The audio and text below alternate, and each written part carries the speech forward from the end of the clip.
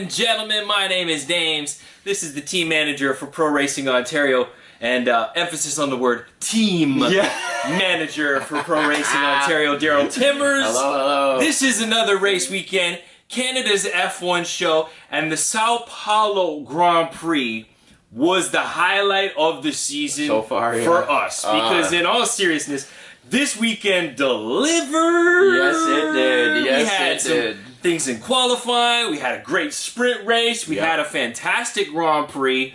And we had drama off the track that started on the track. But I don't want to start there because that seems like... That's going to be a while. Yeah, it's going to take us a little while because there were some teammate clashes all throughout the weekend. Yeah. I want to start with George Russell. Yes. Getting his first Grand Prix victory. Yep. As a professional F1 driver, first sprint race victory, and had he not put it in the gravel in qualifying, you never know if he got it. No, but I was gonna say, that's true. But I was gonna say he would have had a perfect weekend. But let's start. Let's pick it up right there. George Russell. Yes, I don't know what to say except wow, what a performance! He chased Max down in the sprint race, passed him, checked out. He didn't put a foot wrong in the race. Like he showed why Mercedes put him as that team, and we've all said that he's got the talent. He's the next one of the greats, you know. And he was at the front of the pack for the whole time, and his teammate Hamilton was coming through, and they went back and then went forward. But he showed his maturity. He didn't buckle under pressure when Lewis was kind of closing in on him at the end of the race. He kind of put his laps together, put the win in, and I can't say anything bad about him, except that just shows you why he's in that car. Absolutely, man. It was a great weekend from him. Also, Lewis Hamilton had a fantastic weekend. You know, because of the George Russell incident, we didn't really get to see the pace of the Mercedes in qualifying, but he managed to put it up into P3 with Carlos Sainz getting the penalty. P2, Mercedes lock out the front row and get a couple of wins, first time of the season. What do we say about the Mercedes from where they started to where they finished, and do they look like the favorite going into 2023 right now? Honestly, if I was to put money on it, they do. They from what they've started with to what they're ending with, that's kind of dangerous because they took a car that was not competitive even in the midfield to being a race-winning car by the end of the season. And for a team to turn it around like that, the confidence, the boost that team has going into the offseason to be like, look, we have a pretty good car now, and now we can start from scratch and know what our problems was this year and fix them for next season. You know, they did a lot of upgrades to the cars this year. They were constantly working at it, and in the end, it worked out for them. They knew this year was going to be a learning curve. They knew that as soon as they came out of testing, they were like, this is not going to be a good year for us. And they didn't give up. They showed their perseverance. They put their time in. They put the car to the front, and both the cars are at the front now battling for wins. And at the beginning of the season, if you told me that they would be getting wins by the end of the season, I wouldn't have known. I wouldn't have bet on it. I should say. I mean, at the first quarter of the season, we knew it was rough. Yeah. But if you're a fan of the sport or you're just getting into the sport, you know it is the mighty Mercedes. Yes. So we were saying that at some point they're going to get their win. Yeah. But the penultimate round to only squeeze out the win, and not even Hamilton do it. No. George Russell do it. Yeah. Even though Hamilton had the pace to do it, we'll get into that. Yeah. But one more note on George. Consistency breeds success. We're looking at a guy who's finished in the top 5 every single race, except for his home race. Yeah. He was DNF there because he was doing the right thing. Yep. And then in Singapore, he just Singapore was just a bit of a mess for everyone. It was a bit of a train. Yeah. Let's say it wasn't much of a race. But yeah, man, consistency, that kind of breeds success, and the environment that Mercedes and Toto and everybody there has fostered all season long. Yeah. They never sounded relaxed. They never sounded comfortable. They knew where the Mercedes is supposed to be, and that's P1 on the podium. Yeah. And they strived and they pushed and they pushed and they finally got it. So once again, kudos to George Russell. I don't know if the sprint race counts as a win. I'm sure in his mind it does. Because if he didn't walk away with the win, he would have been like, I got to win. What are you talking about? A win is a win. And then obviously the Grand Prix win. Yes. And, to have Lewis up there just kind of supporting him and shouting him out right away. Yeah. I thought that was great teamwork. Now, speaking of teamwork, before we even get into that aspect of Red Bull racing, let's go to corner 1 and 2. Max Verstappen, Lewis Hamilton on the safety car restart. Yeah. How did you see that? So, okay. It's racing at that point. They were racing really hard.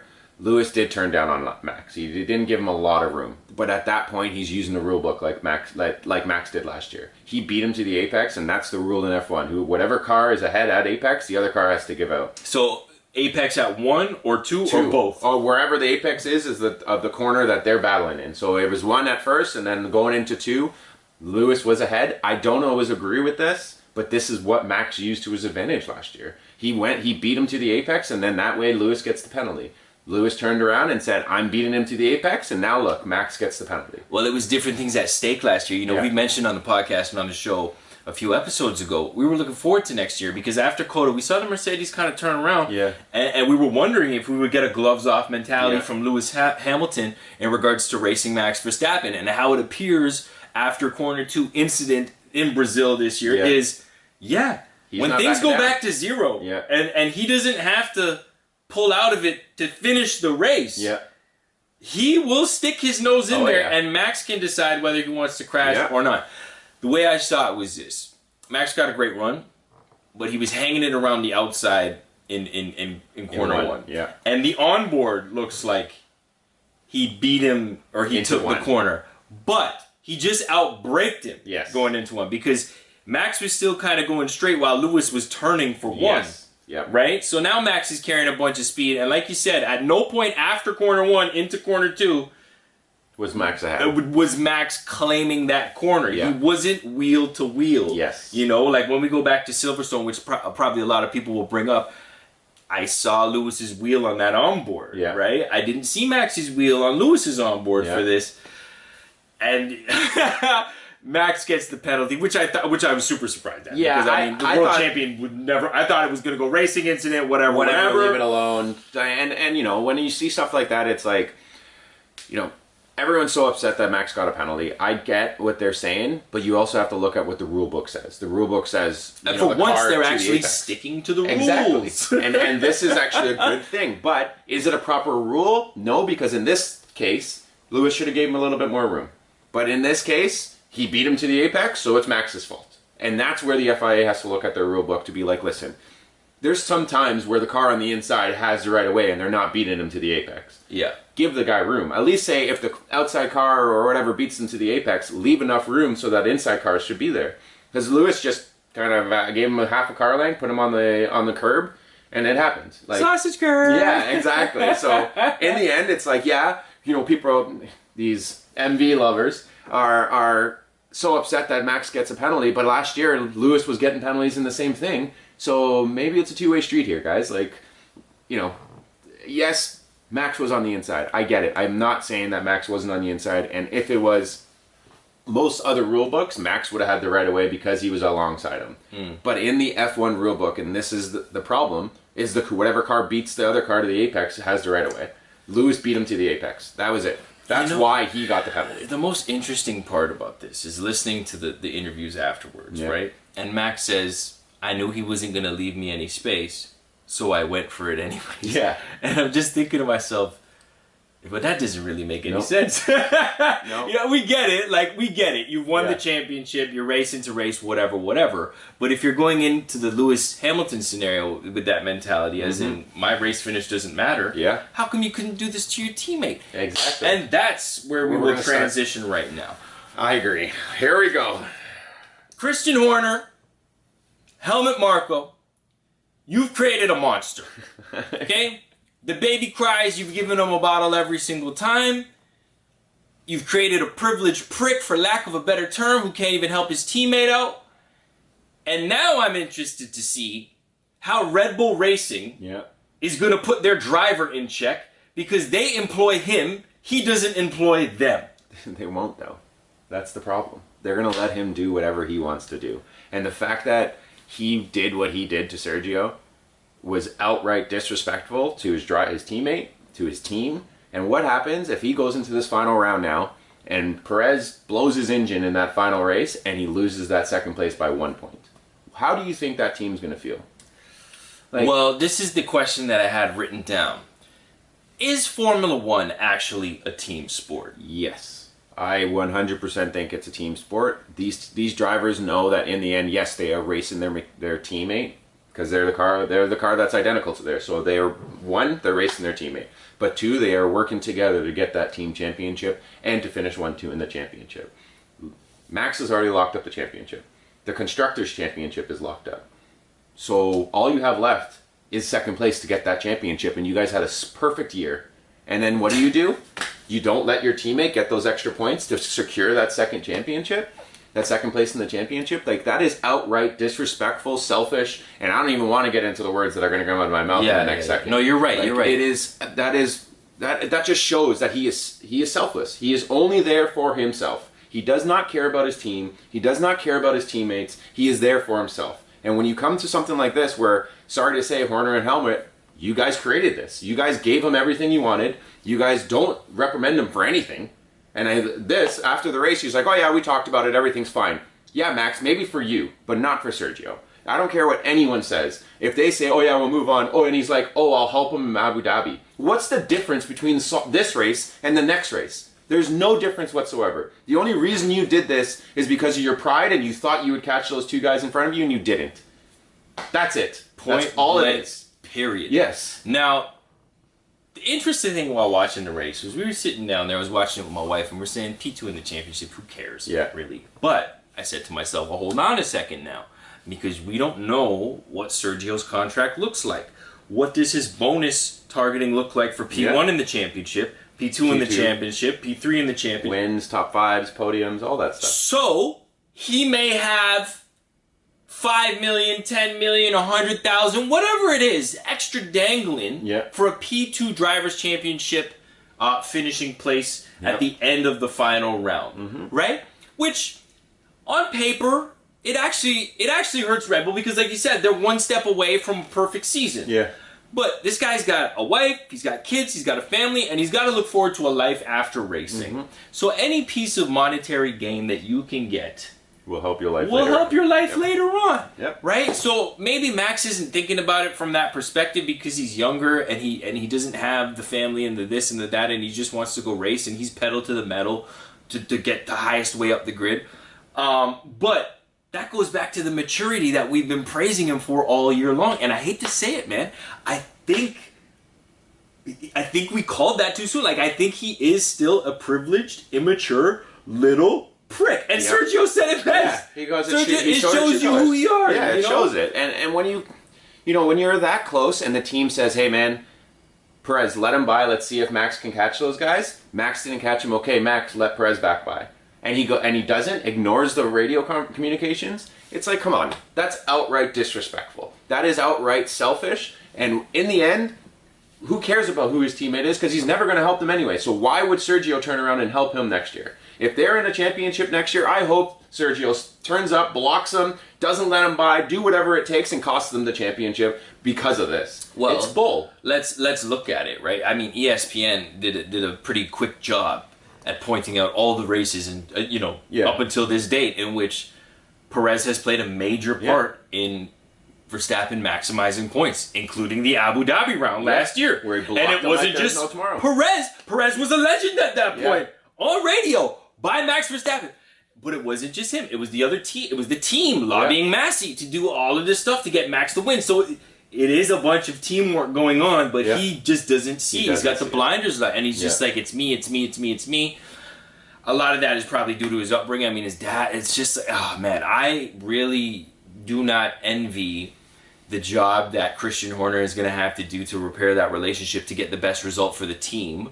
But you make your bed, you have to lie in it now. So it'll be interesting. I mean, I'll help him in Abu Dhabi. And it was kind of sly. It's like, I shouldn't need to help him. We have the fastest car. That kind of arrogance. But that's the thing. Like, he just looks at, okay, let me just finish this interview and just say whatever I need to get out of here. And it's not, when he says stuff like that, it's like, okay, when Sergio is outright pissed and says that he's outright pissed and can't believe that he would do something like this for the team and can't believe that he would be so selfless, and then he turns around and goes, oh yeah, we're fine. Like Max is like, oh, we're fine. We talked about it. No. You might have talked about it. In your head, you thought it was fine. It's not fine. What you did to your team and what you did to your teammate, you're never going to be the GOAT. You're never going to be the best in F1 just because of what you're doing right now. You're going to be a guy that wins championships that's like, okay, great, yeah, he was an awesome driver, but he's never the GOAT because the GOAT is the complete package. Yeah. And he is not the complete package. On track, off track, the way you carry yourself, the way you present yourself. Exactly. I mean, the word on the street is he's holding this grudge since qualifying in Monaco. Yeah. And it's like, I don't know that any racing driver really intentionally wants to park it in the wall. Yeah. I don't know. I mean, Checo won that race, but the race before that was Spain, and they made Checo move over so Max could win the race. Yeah. So, look, there's a lot of things. There's a lot. Well, this is the reason why. So, okay, so let's go back and think about all the things that Perez has done for him, and this is the reason why he should have let him by. It's just like a one-way street when you, sorry to say, when you talk to certain fans, they are very one-way street people. And they do not want to hear anything that's bad about their driver. They don't want to hear anything that's bad about their team. They're always going to point fingers at everyone else, just like Max. It is what it is at this point. Like, I know after this podcast, we are going to be told that, oh, you guys are just Max haters. I'm not. You know what though? I'll own that. Yeah. I will sit down here and I will actually definitively own that now. Yeah. Now I never consider myself a Max hater. I've always said this. I think he's an incredible talent, a fantastic racing driver. Give him a car and he will go the fastest. Yeah, he'll go the fastest in that car. But that doesn't mean, like you said, I'm a fan of the whole package. Yeah. Right? Which is why when it comes down to Lewis Hamilton, I like what he does on track. He's arguably the greatest of all time. If you're a stats person, let's go. If you just want to see magic behind the wheel, look at his first race, against Alonso, everybody, right? So let's not even get into that. Lewis is the GOAT, if not one of the GOATs. But when you look at guys like Leclerc, just the way they carry themselves, how they deal with sponsors, how they deal with adversity, how they deal with scenarios like this. Yeah. Like, Leclerc was asking for Sainz to give him that position. And, Ferrari didn't tell Sainz that because you can't pull a guy off the podium for that. That to me is where you got to draw the line somewhere. But it wasn't like this big fight afterwards in the press about it. No. Leclerc can be like, look, I'm trying to maximize. They didn't want to do it, and I'm fine with that. And Sainz says they never even came on the radio with it.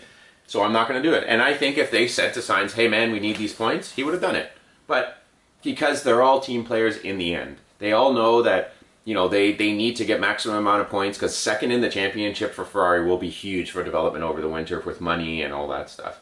Red Bull already has everything that's kind of given to them, so that if they top off the second place, that's just a great, maybe that will make up that 10%. That's off. A great cost capping year. Yeah. So like in the end, it's like, yes, I've said it, I'll say it right now. Yeah, you know what? I'm like you. I think that Max is an amazing driver. I've seen him driving go-karts. I've seen him driving cars. He is one of the best drivers on that grid. But when his attitude and his childness, like he's so childish. Like and you know what, bro? He's 24, going on 25. I can't give you the young card anymore. No, but I really can't. Okay, so then look at Lando, look at George, look at Leclerc. They're all around that age. Yeah, they're all mature. You're not wrong. You're not wrong. Lando's the youngest out of all of them, and that kid is, yes, the first year that he was in F1, it was like, man, that kid's immature. Yeah. But he was goofy immature. Yeah, like, you know what I mean? It wasn't like he was a prick. And, no, they're all that age, and he is still the most immature one at the grid. Yeah, you know what the thing about it is like, we were saying, oh, it's maturity, da-da-da-da.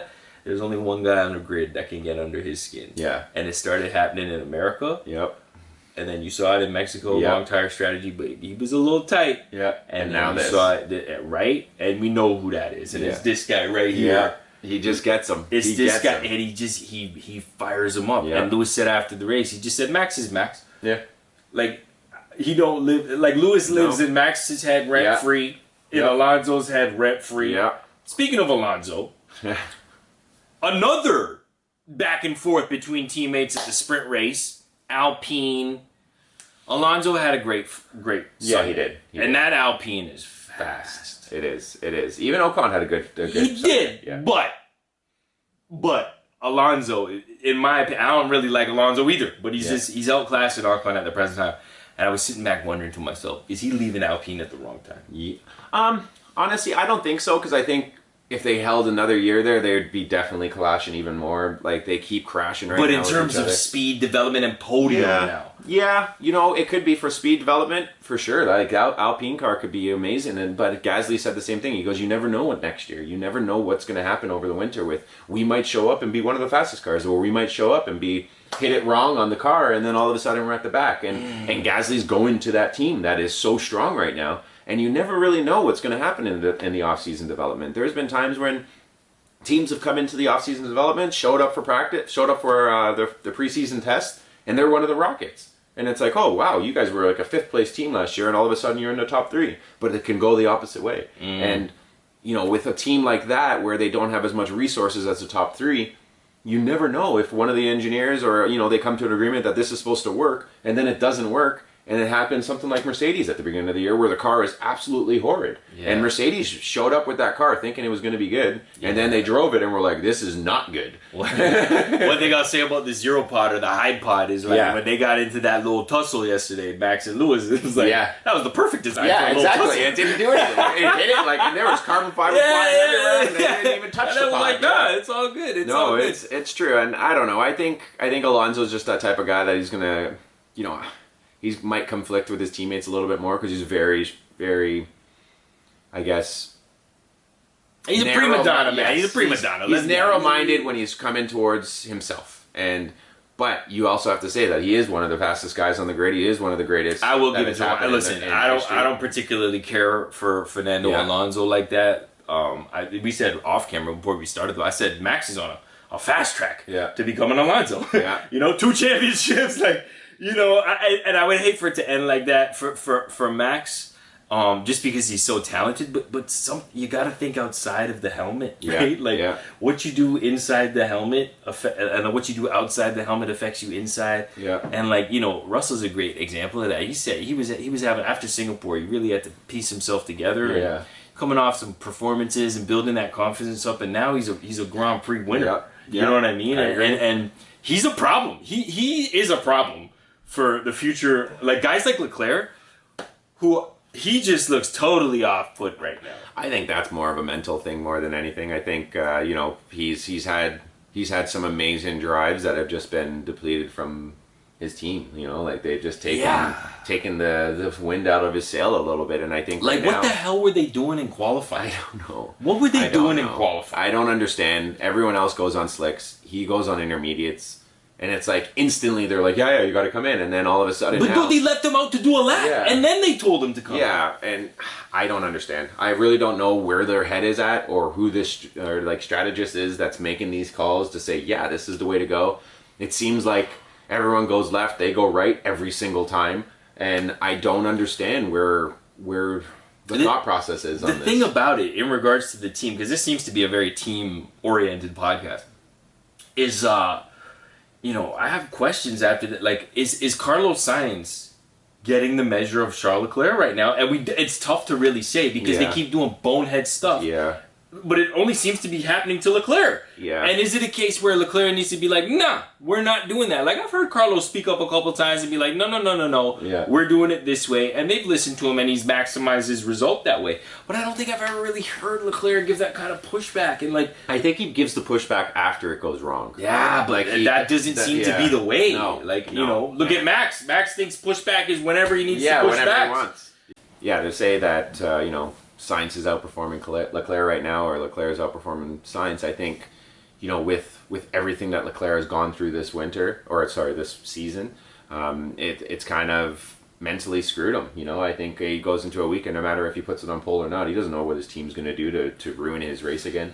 Yeah, it's a shame because he doesn't, like I said, since the U.S. Grand Prix, right, where he clearly noticed that upgrade Mercedes brought just put them over top of Mercedes. And that's what it's looked like since then. We're not just pie in the sky. No. I mean, you can give me Mexico altitude, turn the turbos down, but everybody has to deal with that. You still got to show up and race, right? Mm-hmm. So where they finished in Mexico, and now what they do, they did 3-4 here, which isn't bad.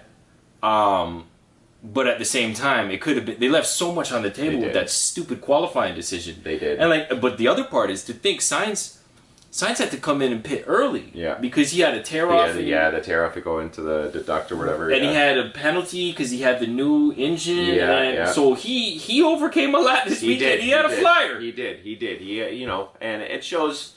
That it's sad because that Ferrari is quick. It shows greatness sometimes, but it's not the car that's hurting right now. It's the team's decisions on what they're doing and how they're running the team. And like I said, it's kind of deflating for Leclerc when he's been performing all year, and he's the only one that at the beginning of the season was going blow for blow with Max, and the team is the reason that everything was screwed up. That's the reason that Mercedes has caught Ferrari, and they're battling them for the second place in the championship and the drivers' championship, and it comes down to literally having confidence in your team and going into a weekend. That's huge. That's a big part of it, going in with confidence from your team to know, okay, you know what? We have a good car. We have a good team. We have good strategies. We have all of that. So we don't have to worry about that going into a weekend. Where he does. He goes into a weekend, he can put it on pole. He doesn't think that it's going to stay up there because he doesn't know if his team's going to screw something up or not. Right. And that's the difference, I think, with Mercedes and the rest of the teams right now. I mean, from a strict talent perspective, I would say Mercedes is probably number one in terms of team with the drivers. But then I would say it's Leclerc and Sainz. Yeah. To be honest with you, I think Checo's good, but I don't know that Checo can show up every weekend and fight for a win. Yeah, and go blow for blow with Which is the sad thing about the scenario with Verstappen right now, based off what happened on the radio and in the race yesterday. Is even in Abu Dhabi, Red Bull is favored to be the fastest car, but I don't think Perez can sniff Max. I think he's going to be 3-4 tenths off of him in quali, and that's just going to translate into race pace. I would really like to see him go blow for blow with Max because I think the gloves are off. I mean, you have one race in the season, left, and especially after what he said. I mean, maybe if you asked him this time yesterday if he was focused on P2, but I think now he's just focused on beating Max. Yeah, beating Max. And I think next year it's going to be some tension going into the season from the get-go, and I think, if it came down to it that Perez had to get out of Max's way for some points, he's going to give him the number one signal and say, see you later. Let's just say he'll look more like Bottas than Perez next year when it comes to defending for Max or whatever. Right? I just can't. I don't know. I'm just so angry. I know. I can tell, man. So you don't really come in here this distressed that it's because like I said, listen. For those of you that don't know, Daryl is a team manager. You got 40 people under your tent, drivers. Yeah, and then you have mechanics for the drivers. And so on any given weekend, you're dealing with close to 100 people, close to 100 personalities. Yourself, Curtis, everybody who kind of operates the pro Racing Ontario team.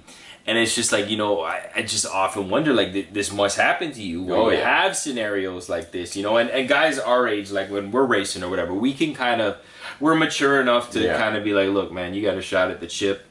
That's fine. I'll do what I can for you, that kind of thing, right? And it's happened on grid for us. But, guys who are, anywhere from that 15 to 20, 25, still trying to make it in motorsport. They have... And I see it every year. We had, our seniors this year at club, a couple of our rookies that came up were really fast. They were, battling for the championship at the end of the season. And, the teammates kind of started butting heads a little bit, and this person was getting mad at this person, and this person was getting mad at this person, and then literally I had to sit them all down and be like shake their heads and be like, what are you guys doing? Mm-hmm. You know that you have 4 guys here that could win races, and if you all just shut up and work together, you guys would be unstoppable. But your ego is over here thinking that you can win. Your ego is over here thinking that you can win. And all you do is battle each other and let everyone else go out and take off. Right. And, I had to... there's times when I have to sit them down.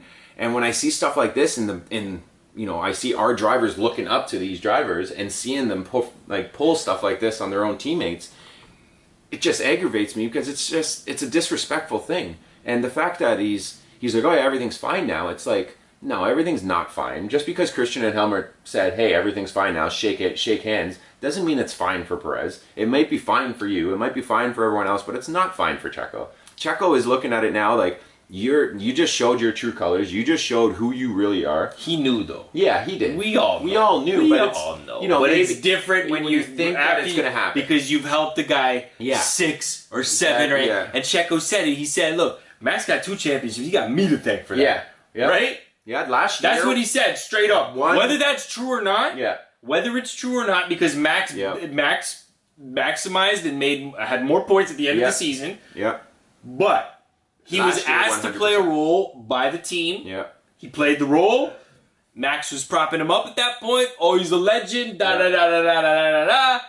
And now, 365 later, you ask him to do one thing. Yeah, and what aggravates me, it did nothing for Max to stay there. Absolutely nothing. Absolutely nothing. Sixth. Yeah. Absolutely nothing for him. He is locked. He can go and not even race the last race. Don't even show up on grid, and you still win the championship. Yeah. Like, this is strictly to help your team get second place in the championship. It's a three-peat. It's like world drivers, constructors, and P. Yeah, 1 and 2 in the championship. Yeah. And what do? You sabotage that because of whatever. I don't even know what it was. He has his reasonings. Who gives it? Like, I didn't like that. I didn't like that. If you want to throw, I have my reasonings around, and I didn't like. I particularly didn't like the way he spoke on the radio. Yeah. Because that indicated to me, you think you're bigger than the Red Bull Racing team. Yep.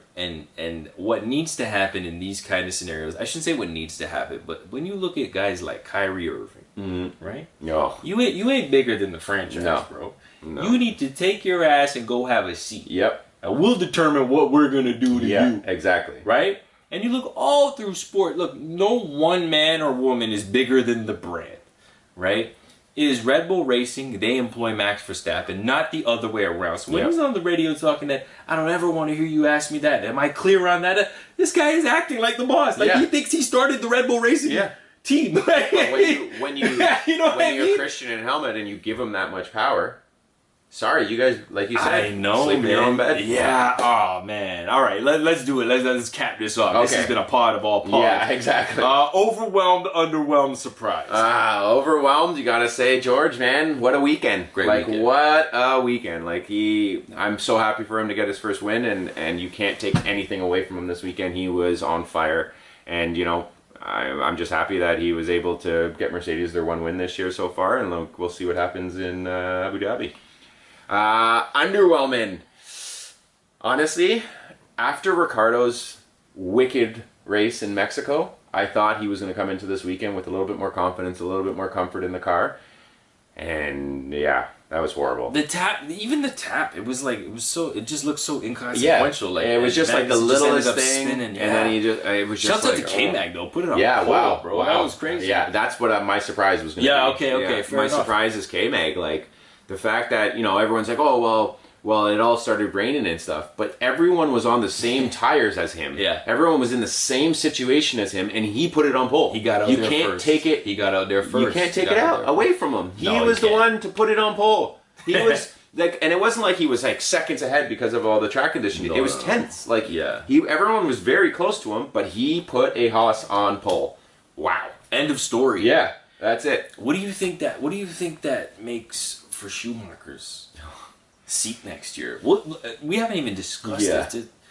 What do you think they should do? I would tell you this. I personally feel like there hasn't been enough time to really gauge Schumacher. No, because Nikita Mazepin, it's like whatever. Yeah, they didn't put $1 into that car. He was just out there lapping. Yeah, they were just getting through the year. He's had some performances, and I mean, I know Gene Haas has said he crashes a lot and da. But really and truly, I could only think of really one major crash. One that comes to Monaco, he crashed. Yeah. And I know there were maybe one or two other. A couple test practice days. You had Grosjean on your team for years. Yeah, exactly. I mean, and that guy crashed every day. I know. So I get it. It's like PTSD for Gene Haas or whatever. Yeah. But they're talking about bringing back Hülkenberg. Okay, that seems to be the talk. Yes. He's no longer reserve driver at Aston Martin. Yeah. And I don't know if that makes any sense. Because in 10, 11 years in Formula, you couldn't even fluke a podium? Yeah. And I think that they're very harsh on their drivers right now. They have to understand that their car is crap. And Mick, yes, is not going blow for blow with Magnussen, but Magnussen has how many more years experience on him? How many cars has he driven? How many Grand Prix has he started? And if you look at it, look at this weekend. Schumacher started 18th, and he was in the top 10 majority of the race. He was there. He was right there. He had a good Meg. sprint, man. He had a good sprint. He picked up 8 spots in the sprint. Yeah, he had a good sprint.